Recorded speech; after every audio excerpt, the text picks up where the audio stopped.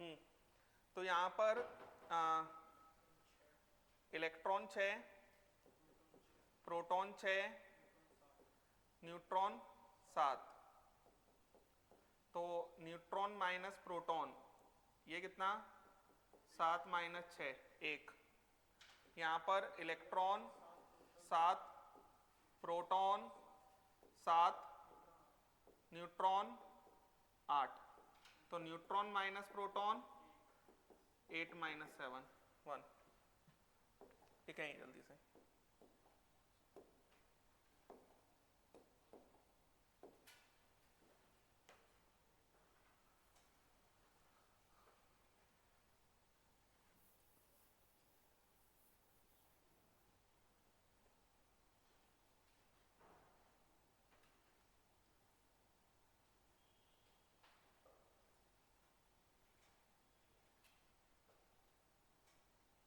चले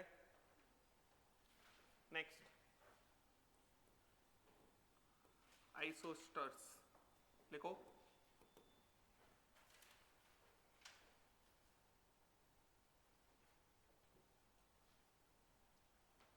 same number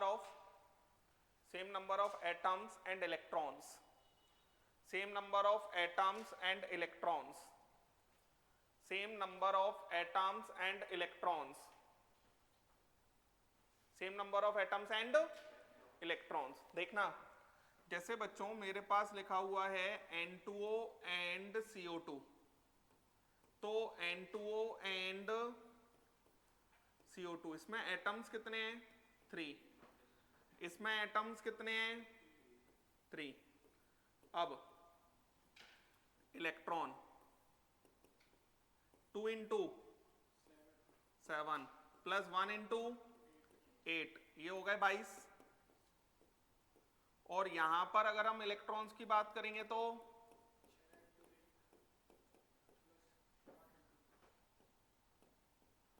2 into यही आएगा 22, दैट इज आइसोस्टर्स।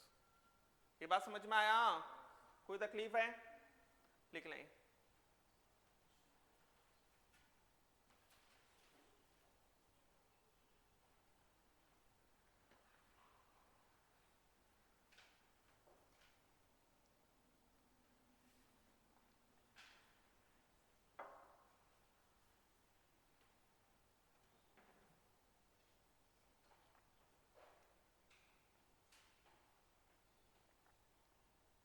लिख लिया होगा?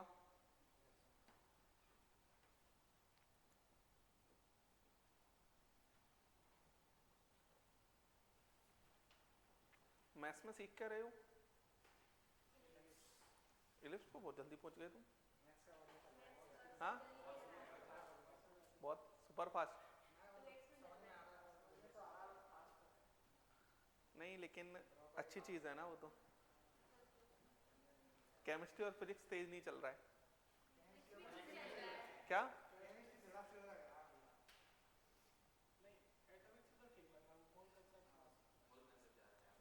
ज्यादा टाइम हो गया? नहीं स्लो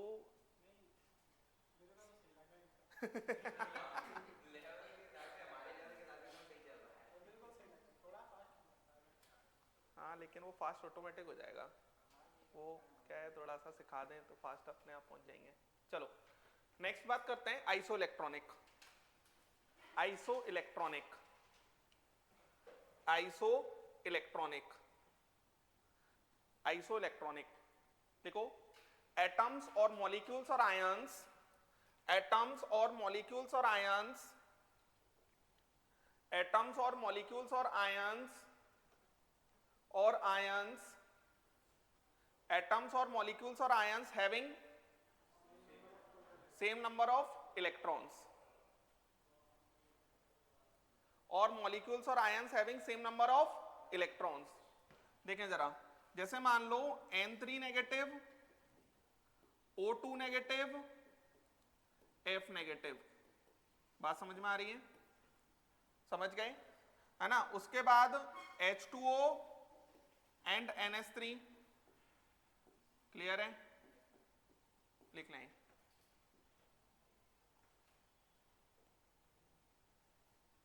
और फिजिक्स में क्या सीख रहे हो अभी? NLM.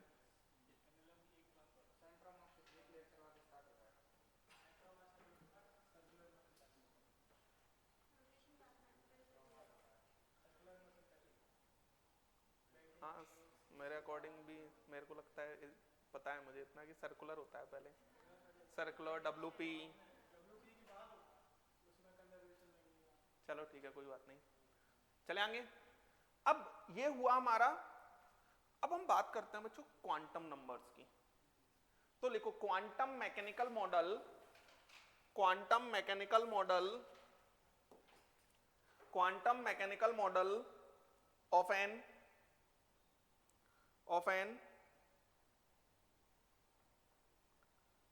Atom, quantum mechanical model of an atom. बच्चों डी ब्रोगली, हाइजेनबर्ग वगैरह के सारी चीजों को कंसिडर करते हुए ये तो हमें समझ में आ गया कि इलेक्ट्रॉन का भी कौन सा नेचर होगा, डुअल नेचर, पार्टिकल नेचर और वेव नेचर। ये बात समझ में आ रही है? तो एक लाइन लिखो,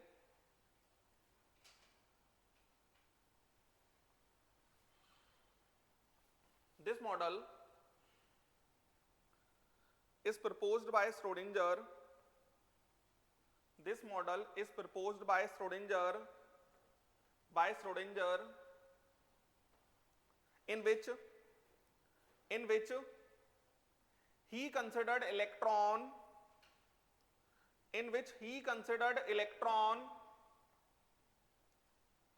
like a wave. He considered electron like a wave due to its negligible mass. Due to its negligible mass, and mathematically derived an equation,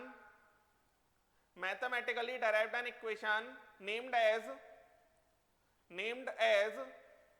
Schrodinger wave equation,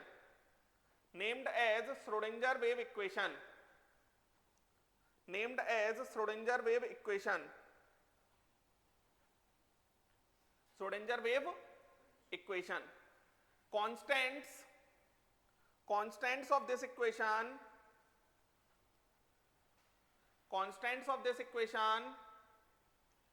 are known as quantum numbers.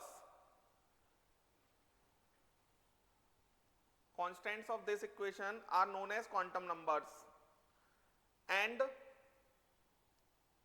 its solution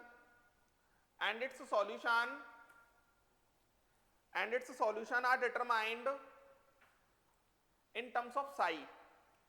ऐसा sign बना लेना, in terms of psi. अब इसमें एक topic बहुत अच्छा आएगा, एक क्वांटम नंबर तो ठीक है, उससे अच्छा टॉपिक आएगा श्रोडिंगर वेव इक्वेशन, उस पर क्वेश्चन अच्छे बनते हैं, है ना? एक लाइन और लिखो, psi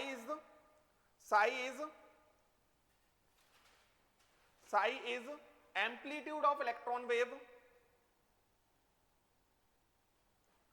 Psi is amplitude of electron wave,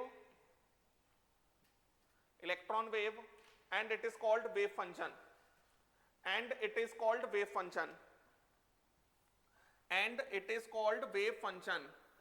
देखें, जैसे मान लो ये है, तो ये क्या होगा? psi। ये बात समझ में आया?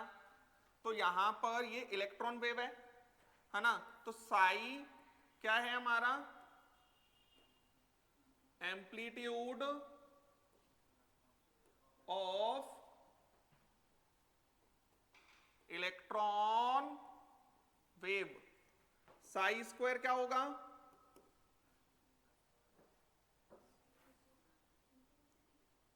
नहीं, प्रोबेबिलिटी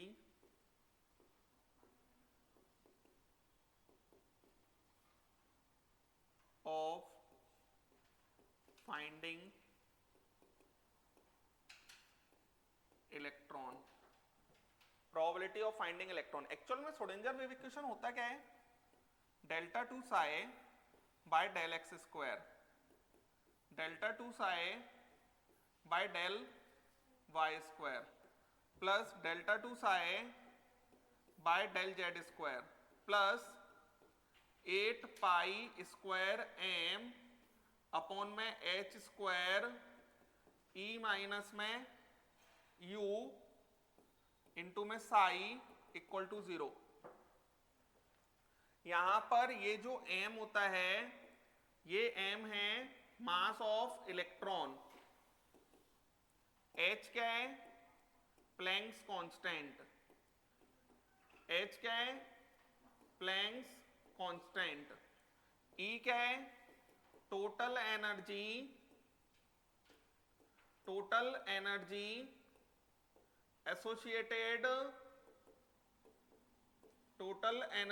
एसोसिएटेड विथ इलेक्ट्रॉन, और U क्या है potential energy associated with electron.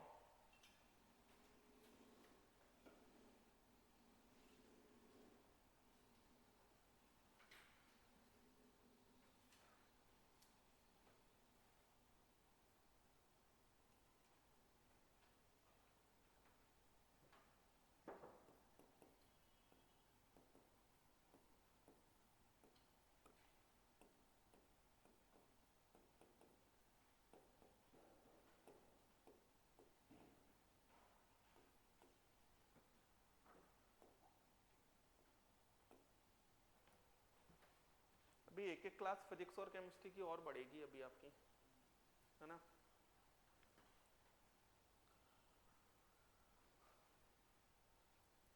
Syllabus तो ये है कि अगर चैप्टर सरल आएगा तो थोड़ा तेज चलेगा, चैप्टर थोड़ा टफ आएगा तो ऑटोमेटिक है कि स्लो हो जाएगा।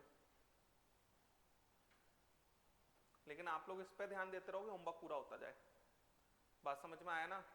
चैप्टर जैसे मैं कल के लिए बोहर्स मॉडल में 50 से 60 क्वेश्चन है तो एमसीक्यू वाले सारे कर लेना, और अगर आपने सब्जेक्टिव भी कर लिया तो मैं सारा डिस्कस कर दूंगा। समझ में आ रहा है।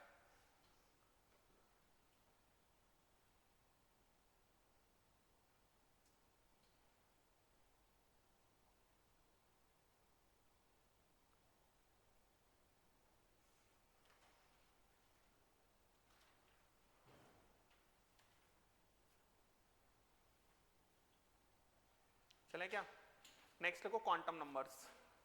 क्वांटम नंबर्स इसी की बात करनी है हमको, हटा दूं ना ये क्वांटम नंबर्स। लिखो क्वांटम नंबर्स लिखो, they are constants of Schrodinger wave equation, they are constants of Schrodinger wave equation. कुल मिलाकर इलेक्ट्रॉन के बारे में सब कुछ पता किससे किया जाएगा, क्वांटम नंबर से। ये बात समझ में आया। लिखो एक लाइन चेंज करके लिखना, they are used to predict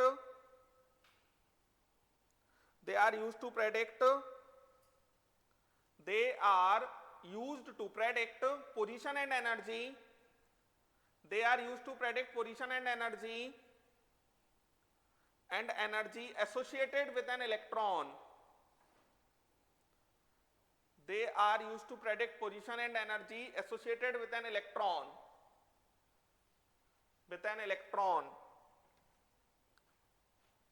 They are categorized by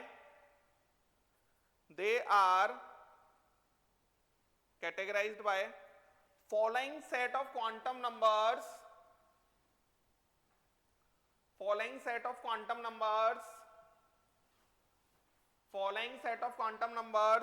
as follows। देखो 4 क्वांटम नंबर हैं। पहला है principal quantum number,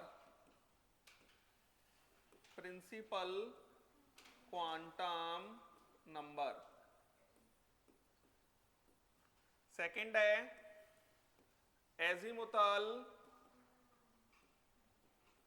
azimuthal quantum number, L से रिप्रेजेंट किया जाएगा। थर्ड है मैग्नेटिक क्वांटम नंबर, एम से रिप्रेजेंट किया जाएगा। फोर्थ है स्पिन क्वांटम नंबर, एस से। अब बच्चों ये 3 तो होते हैं कांस्टेंट या solutions of Schrodinger wave equation, है ना, श्रोडिंगर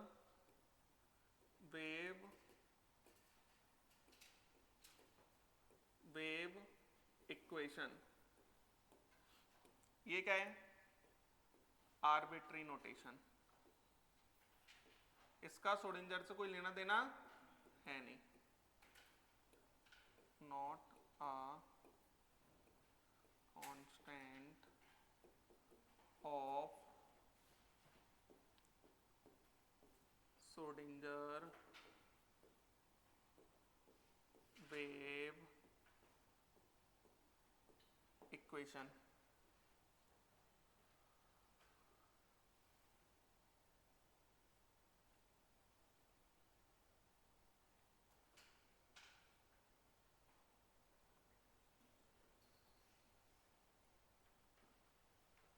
इलेक्ट्रॉन का सब कुछ पता करना किससे पता करेंगे हम, क्वांटम नंबर से।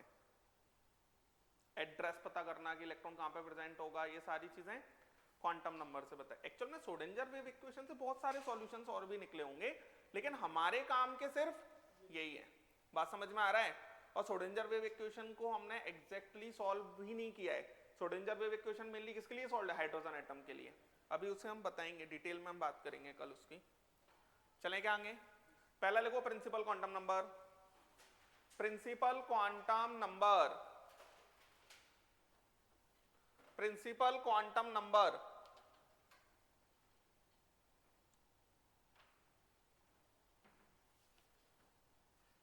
लिखो। this tells about this tells about this tells about filling of electron, this tells about filling of electron in a cell, tells about filling of electron in a cell। Next line जो मैं लिखवा रहा हूं ये बहुत important है। it also tells about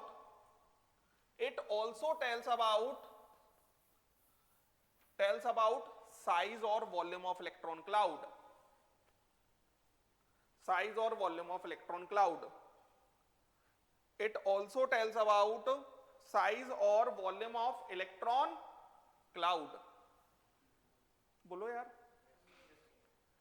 मतलब ये इलेक्ट्रॉन क्लाउड के वॉल्यूम के बारे में भी बताता है ना। आगे अभी श्रोडिंगर में बनाऊंगा मैं एग्जैक्ट इलेक्ट्रॉन क्लाउड, तब आपको फील आएगा कि मैं क्या कहना चाह रहा हूं। नेक्स्ट लाइन लिखो, permitted value of n, permitted value of n, permitted value of n लिखो। N can have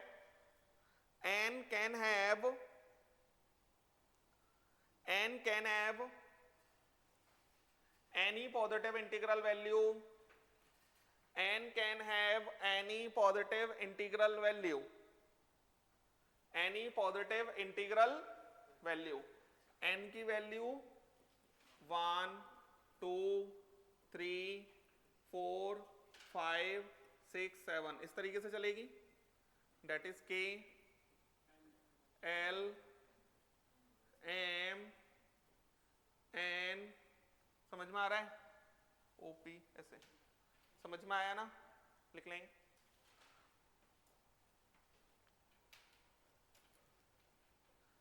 first seven values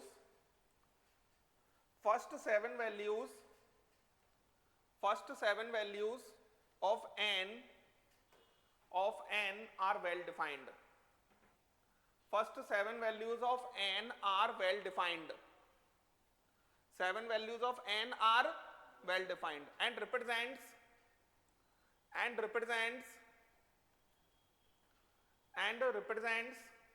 period number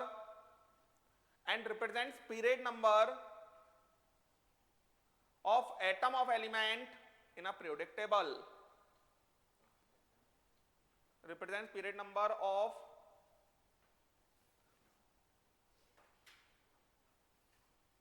समझ गए, represents period number of atom of element in a periodic table। next point लिखो, for any value of n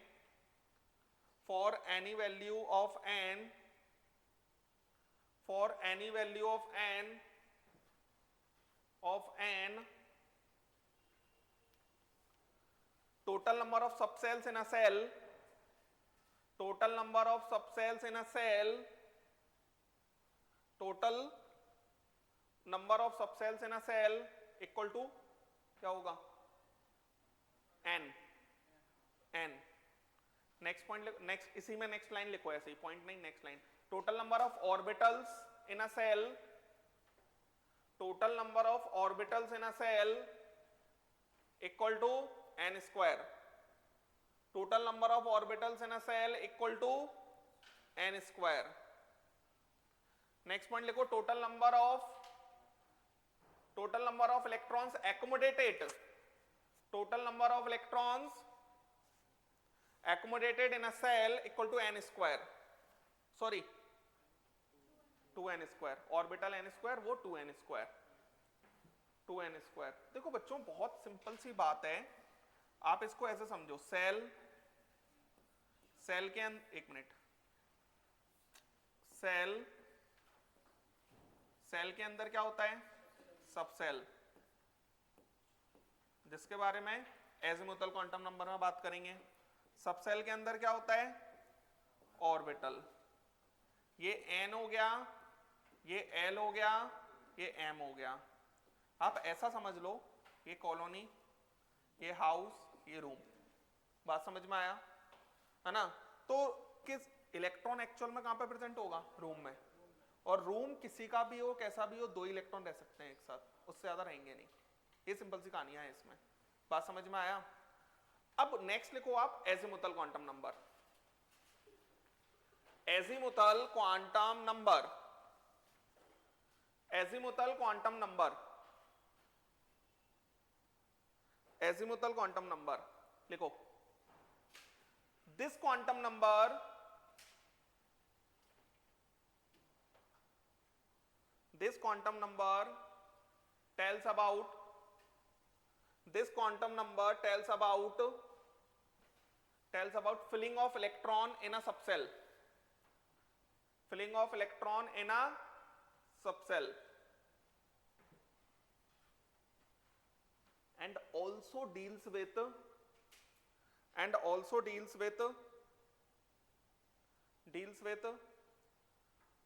shape of electron cloud, shape of electron cloud, shape of electron cloud in 3D space, in 3D space outside the nucleus, in 3D space outside the nucleus, in 3D space outside the nucleus. Clear है बच्चों. आप एक बात समझो, जैसे होता क्या है, एस ऑर्बिटल होता है या एस सबसेल होता है. एस सबसेल कैसा होता है, स्फेरिकल, सुना होगा ना. तो उसकी जो इलेक्ट्रॉन डेंसिटी है वो स्फेरिकल हो गई. जैसे पी ऑर्बिटल है, पी ऑर्बिटल कैसा होता है, डंबल, तो उसकी इलेक्ट्रॉन डेंसिटी डंबल में हो गई. डी ऑर्बिटल कैसा होता है, डबल डंबल, तो उसकी इलेक्ट्रॉन डेंसिटी डबल डंबल में हो गई. एस पी डी, इनमें चेंज क्या किया जा रहा है, इनमें सब सेल चेंज हो रहा है. सेल तो सेम रहेगा, क्या चेंज हो रहा होगा, सब सेल चेंज हो रहा होगा. तो सब सेल चेंज होने से इलेक्ट्रॉन डेंसिटी का शेप चेंज हो जाता है. सब सेल चेंज होने से इलेक्ट्रॉन डेंसिटी का शेप चेंज हो जाता है. बात समझ में आया. नेक्स्ट लोगों, permitted value of, permitted value of, permitted value of, permitted value of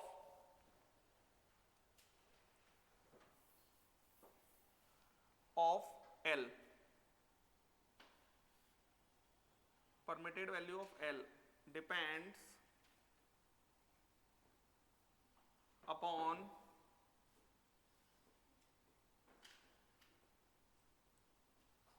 value of n, depends upon value of n for any value of, for any value of n, value of L equal to 0 to n-1, और ये 0 से n-1 तक कौन सी values होती हैं? Integral. कौन सी value होती है बच्चों? Integral value. जैसे कि n इक्वल टू 1 है, तो n इक्वल टू 1 में सिर्फ एक ही वैल्यू होगी, that is l equal to 0, और ये जो l इक्वल टू 0 होगा ये s हो जाएगा। क्लियर है? अब n इक्वल टू 2, इसके लिए l इक्वल टू 0 और l इक्वल टू 1, ये s हो जाएगा और ये p हो जाएगा। क्लियर है? n इक्वल टू 3, इसके अंदर l equal to 0, l equal to 1, l equal to 2, s p d ये होगा। और n इक्वल टू 4, इसके लिए l equal to 0, l equal to 1, l equal to 2 और l equal to 3, s p d f ऐसे चलता है बच्चों। तो पता है हुआ क्या, जो सेल नंबर है ना उतने ही उसमें सब सेल होंगे। बात समझ में आ रही है? जैसे सेल नंबर 1 है तो सब सेल एक ही होगा, सेल नंबर 2 है तो सब सेल 2 होंगे, सेल नंबर 3 है तो सब सेल 3 हो जाएंगे, सेल नंबर 4 है तो सब सेल 4 हो जाएंगे, 5 होगा तो 5 आ जाएंगे। बात समझ में आ रही है? इलेक्ट्रॉन ना तो सेल में रखा जाता ना सब सेल में रखा जाता, इलेक्ट्रॉन किस में आएगा? ऑर्बिटल में। ये बात समझ में आ रहा है? ये बना लें।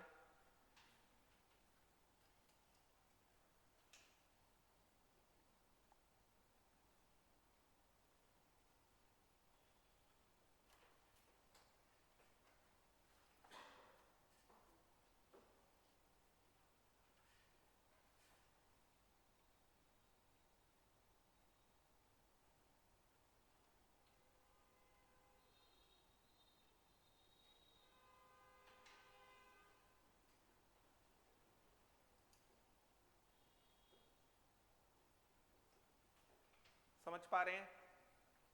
ये समझ में आया कि शेप कैसे चेंज हो रहा है? S से P पे गए, P से D पे गए तो शेप क्या हो जाएगा? चेंज हो जाएगा। एक लाइन और लिखो बच्चों, azimuthal quantum number, azimuthal quantum number is also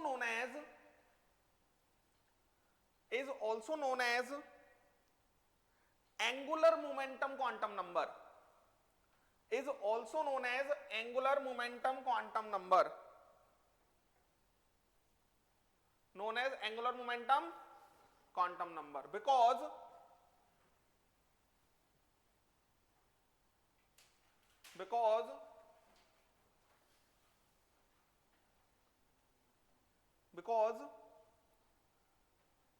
it also determines orbital angular momentum of an electron, because it also determines orbital angular momentum of an electron, it also determine orbital angular momentum of an electron। तो बच्चों orbital angular momentum, orbital angular momentum of an electron बराबर ये होता है under root में l plus 1 h upon 2 पाई। बात समझ में आया? h अपॉन 2 पाई, ये बात समझ में? h अपॉन 2 पाई बाहर है, h अपॉन 2 पाई बाहर है। बच्चों कई बार ना ये h अपॉन 2 पाई को ऐसे लिख दिया जाता है, समझ में आया? तो वो ओवरऑल h अपॉन 2 पाई रिप्रेजेंट करता है, लिखने का है वो, कई बार कंफ्यूज हो जाओ पेपर में आए तो। ये बात समझ में आया? ठीक है, इतना रखते हैं आज। तो अभी मैंने सेल और सबसेल की बात की है, कल हम पूरा क्वांटम नंबर की बात कर लेंगे और बोहर्स मॉडल्स की